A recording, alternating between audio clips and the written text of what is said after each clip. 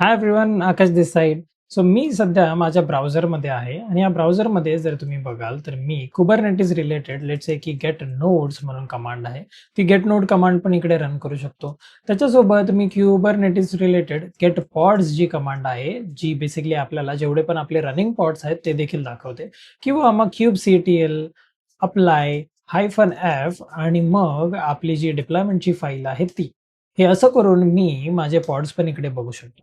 आता हे सगळं मी करतोय ब्राउझरमध्ये.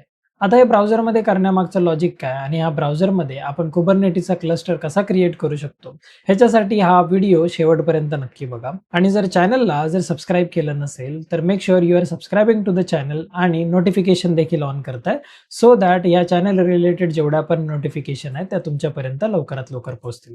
So without further adieu, let's get started into this one. Alright. So most of the time ज्यावेळेस पण आपण कुबरनेटिसवरती काम करायला चालू करतो त्यावेळेस मोस्ट प्रोबॅबली जो सगळ्यांना इश्यू येतो की मी जो क्लस्टर आहे कुबरनेटिसचा, एक प्रोडक्शन लाईक क्लस्टर किंवा त्या प्रोडक्शन लाईक क्लस्टर शिवाय जो एक मिनी क्लस्टर आहे तो मी कसा क्रिएट करू. मग कधी कधी काय होतं की जर आपण IT मध्ये ऑलरेडी काम करत असू तर मग डॉकर डेस्कटॉप देखील इन्स्टॉल करायची परमिशन आपल्या ऑर्गनायझेशनमध्ये कधी कधी नसते. त्याच्यानंतर जर व्हर्च्युअल बॉक्समध्ये जर मला मल्टिपल VMs क्रिएट करायचे, लेट्स से की मला एक उबंतूची मशीन पाहिजे किंवा दुसऱ्या लिनक्स डिस्ट्रीब्युशनची एखादी मशीन पाहिजे, तर अगेन माझ्याकडे ह्या व्हर्च्युअल बॉक्स सेटअप करण्यासाठी एक चांगल्या कॉन्फिगरेशनचा लॅपटॉप पाहिजे. त्याच्यानंतर मिनीक्यूबचा सेटअप मला करायचा आहे की नाही लोकली, माझ्याकडे इनफ रॅम आहे की नाही, किंवा जी माझी ऑपरेटिंग सिस्टम आहे ती उबुंटू किंवा इक्विव्हॅलंट लिनक्स सिस्टम आहे की नाही, कारण मोस्ट ऑफ द टाइम विंडोजवरती काही ना काहीतरी इश्यू येतच राहतो. आता हे सगळे प्रॉब्लेम स्टेटमेंट असताना जर आपल्याला कुबरनेटिस शिकायचं आहे तर त्याच्यासाठी एक बेस्ट वे जो आहे, जे आपण ऑनलाईन ब्राउझरमध्ये देखील प्रॅक्टिस करू शकतो कुबरनेटिसची, that is nothing but the GitHub code spaces. आता या गिटहब कोड स्पेसेसमध्ये काय, basically it is a cloud environment, म्हणजे तुमच्या लोकल एन्व्हायरमेंटवरती काही एक क्रिएट होत नाही. आणि ह्याच्यामध्ये आपल्याला एक लिनक्सची व्हर्च्युअल मशीन दिली जाते. बेसिकली आपण AWS वरती काम करताना जसा EC2 क्रिएट करतो, सिमिलरली इकडे आपल्याला एका सर्टन कॉन्फिगरेशनचा एक लिनक्सची सिस्टम आपल्याला मिळते. त्याच्यासोबत बाय डिफॉल्ट आपल्याला VS कोडचं इंटिग्रेशन पण मिळतं. आणि जे काही आहे ते आपण टर्मिनलमध्ये पण आपण रन करू शकतो आणि त्याच्यासोबत आपण ब्राउझरमध्ये सगळ्या गोष्टी करणार आहोत. आणि ह्यासाठी आपल्याला जी एकच गोष्ट पाहिजे ती म्हणजे बेसिकली दोन गोष्टी, की एक तर गिटहबचं अकाउंट लागेल आणि त्याच्यासोबत एक चांगलं इंटरनेटचं कनेक्शन लागेल, सो दॅट आपण त्या गोष्टी यूज करू शकतो. सो आता जे पहिलं आपण एक्झाम्पल बघितलं की हे कुबरनेटिसचं एक जे एक्झाम्पल मी दाखवलं, ज्याच्यामध्ये कुबरनेटिस क्लस्टरमधल्या जेवढ्या पण कमांड्स आहेत त्या मी इकडे इझिली रन करतोय. आता हे सेटअप करण्यासाठी आपल्याला पहिला गिटहब कोड स्पेसेसवरती जावं लागतं. आता या गिटहब कोड स्पेसेसवरती गेल्यानंतर इकडे आपल्याला डिफरंट एन्व्हायरमेंट क्रिएट करता येतात. आता हे एन्व्हायरमेंट जर आपण बघितलं तर एक ब्लँक एन्व्हायरमेंट आहे, रिॲक्ट आहे, ज्युपिटर नोटबुक, डॉटनेटचं जर एखादं एन्व्हायरमेंट असेल, किंवा भरपूर सारे एन्व्हायरमेंट आपण इकडे क्रिएट करू शकतो फॉर डिफरंट लँग्वेजेस. आता पहिला क्वेश्चन आहे तो की हे जे गिटहब कोड स्पेसेस आहे ते फ्री आहे का? The answer is to some extent yes, but हे कम्प्लिटली फ्री नाहीये. जर मी याचं प्राइसिंगचं डिस्ट्रीब्युशन जर तुम्हाला दाखवलं, सो इकडे जर आपण बघितलं तर जे आपलं पर्सनल अकाउंट आहे, ज्याचा ऑलमोस्ट जर कोणी नवीन असेल किंवा जो ऑलरेडी काम करतोय IT मध्ये, त्याचं कधी ना कधीतरी त्याने गिटहबचं एखादं अकाउंट बनवलंच असेल. सो त्या फ्री पर्सनल अकाउंटसाठी 120 कोर आवर्स फ्री आहेत बेसिकली. आता हे 120 कोर आवर्स कुठून डिसाईड होतात? सो इकडे जर आपण गेलो, let me just refresh this, ह्या टेम्पलेटमधून आपण थोडं मागे जाऊया. So if I just remove this, इथे जर मी न्यू कोड स्पेसेस वरती जर क्लिक करतोय तर इथे मला मशीन टाईप म्हणून दिसते.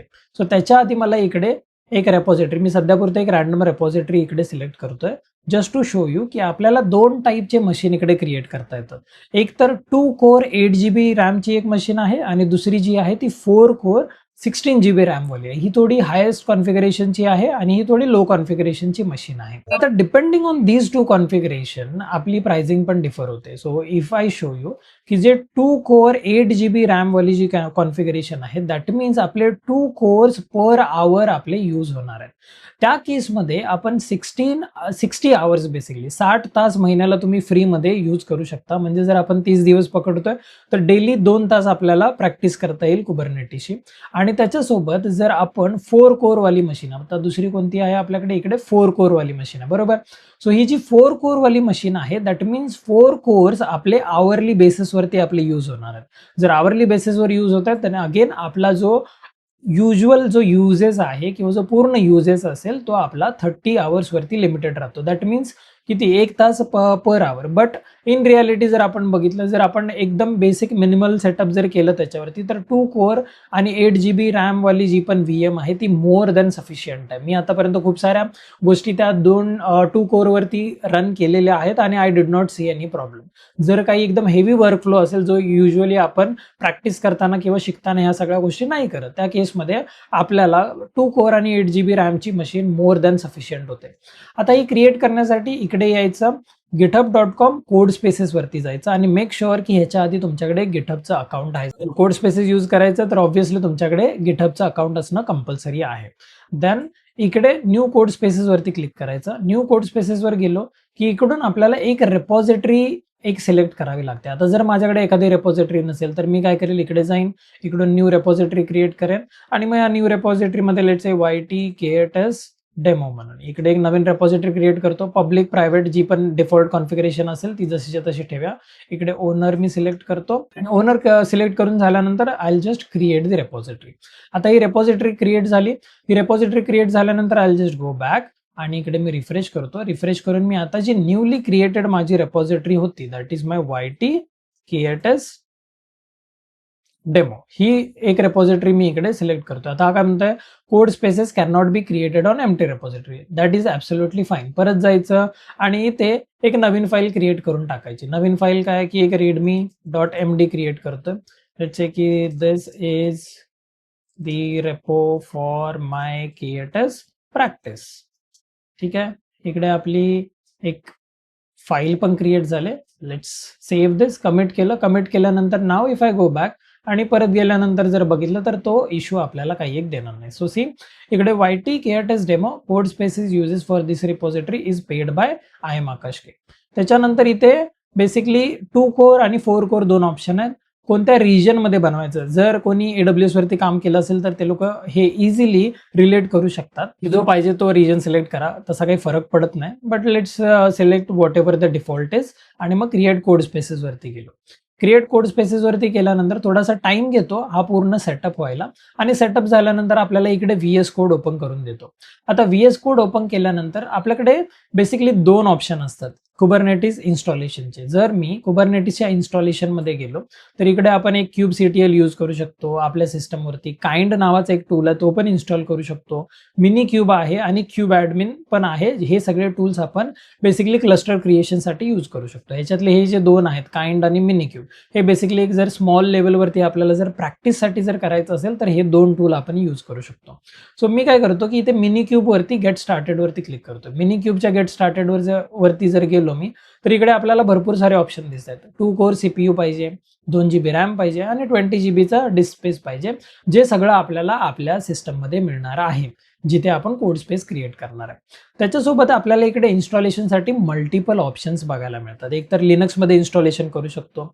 जर तुमची मॅक OS असेल मॅक OS मध्ये इन्स्टॉल करा.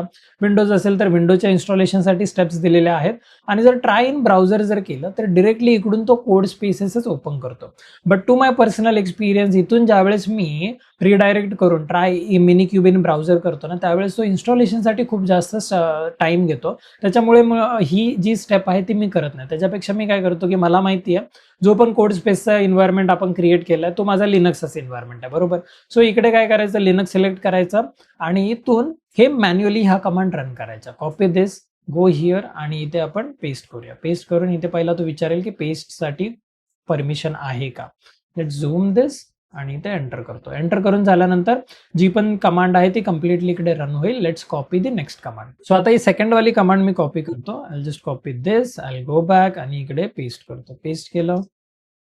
ओके, सो हे पण झालेलं आहे. आणि त्याच्यानंतर जी तिसरी कमांड आहे स्टार्ट युअर क्लस्टर. सो इकडे मिनिक्यूब स्टार्ट कॉपी केलं. आय गो बॅक आणि पेस्ट केलं. पेस्ट केल्यानंतर मिनिक्यूब हा बेसिकली पूर्ण क्लस्टर आपल्या इकडे सेटअप करतो मिनिक्यूबचा. आणि ऑब्व्हियसली जेवढ्या पण आपल्या कुबरनेटिसच्या कमांड्स आहेत त्या सगळ्या कमांड आपण इकडे रन करू शकतो.